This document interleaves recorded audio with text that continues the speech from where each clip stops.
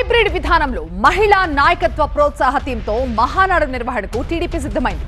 మహానాడు కేవలం టీడీపీ కార్యక్రమం మాత్రమే కాదు, రాష్ట్ర భవిష్యత్తు నిర్దేశించే రోడ్ మ్యాప్ అంటున్నారు ఏపీ టీడీపీ అధ్యక్షుడు పల్లా శ్రీనివాస్.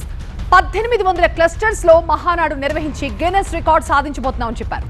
వైసీపీ అవినీతి, ప్రభుత్వ సవాళ్లు సహా పలు అంశాలపై మహానాడులో చర్చిస్తామని, కూటమి మళ్లీ అధికారంలోకి వచ్చేలా 3 పార్టీలు కలిసి పనిచేస్తామన్నారు.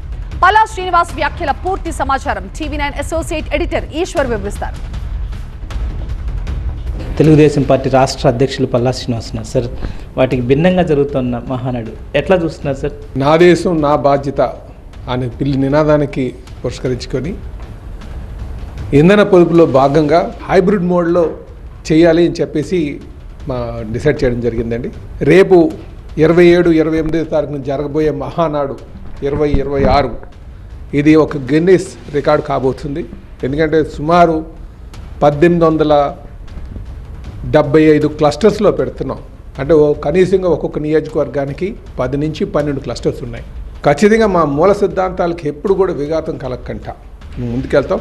అది ఈ మహానాడులో మాత్రం మేము మహిళా సెంట్రిక్గా విమెన్కి ప్రాధాన్యత ఇస్తూ, ఎందుకంటే రేపు రిజర్వేషన్లో 33% రిజర్వేషన్ చట్టసభలో ఇవ్వాలన్న ఒక ఆలోచన నేపథ్యంలో ఉమెన్ సెంట్రిక్గా కూడా మేము ఈ మహానాడు జరుపుకోబోతున్నాం.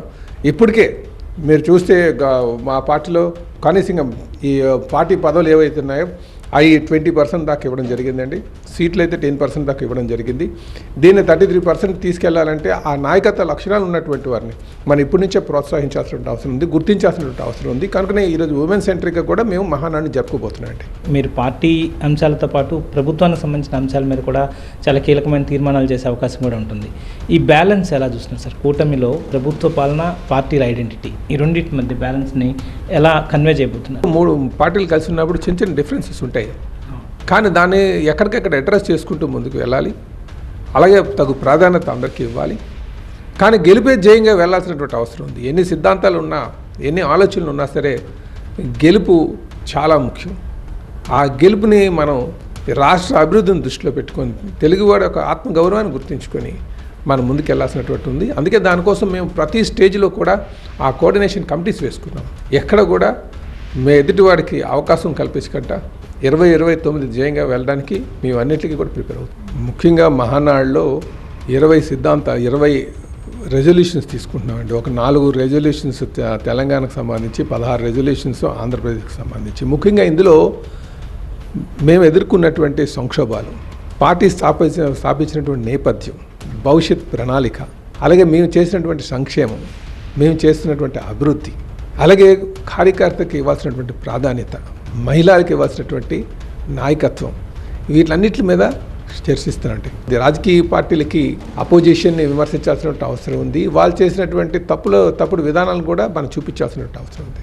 నేను మొదటి నుంచి కూడా వైఎస్ఆర్సీపీ కోసం మాట్లాడేది ఒకటేనండి. దాని మూలాల్లోనే పవిత్రత లేదు. అది ఒక అవినీతి సొమ్ము మీద, పునాదుల మీద నిర్మాణం చేయబడినటువంటి పార్టీ.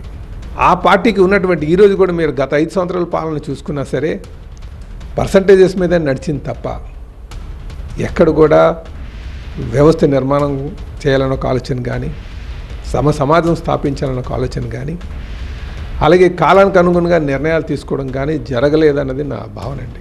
అలాగే జగన్మోహన్ రెడ్డి గారి కోసం పర్టికులర్గా చెప్పాలంటే ఒక ఎమోషన్స్ లేనటువంటి వ్యక్తిగా కనిపిస్తారు. కుటుంబంలో అనేక గొడవలు ఉంటాయి, గొడవలు లేకుండా లేనటువంటి కుటుంబమే లేదు. దాంతో మాత్రం చంపేసుకోవడం అనేది కరెక్ట్ కాదు. నాకు వివేకానంద రెడ్డి గారి హత్యని చూసిన తర్వాత ఈ మూలాలన్నీ అట్టే చూపిస్తున్నట్టు కనిపిస్తుంది. అంటే ఇవి నాకు ఎప్పుడు చెరగనటువంటి భావాలు. అందుకే రాజకీయం చేయాలనుకున్నప్పుడు వాళ్ళ ముందు ఇండివిజువల్గా వాళ్ళు చెక్ చేసుకోవాల్సినటువంటి అవసరం ఉంది. సోషల్ మీడియా, డిజిటల్ రీచ్ ఎక్కువగా ఉన్న నేపథ్యంలో ఆ అంశాలతో పాటు అనేక అంశాలకి రేపు రాబోయే 2 రోజులు మహానాడు వేదిక కాబోతుంది. మొత్తం ఒక రకంగా మేధా మదనం లాగా ఈ 2 రోజుల సదస్సు ఉండబోతుందన్నది మనకి శ్రీనివాస్ గారి మాటల్లో అర్థమవుతున్న నేపథ్యం కనిపిస్తుంది. శ్రీరామ్తో ఈశ్వర్, TV9 అమరావతి నుంచి.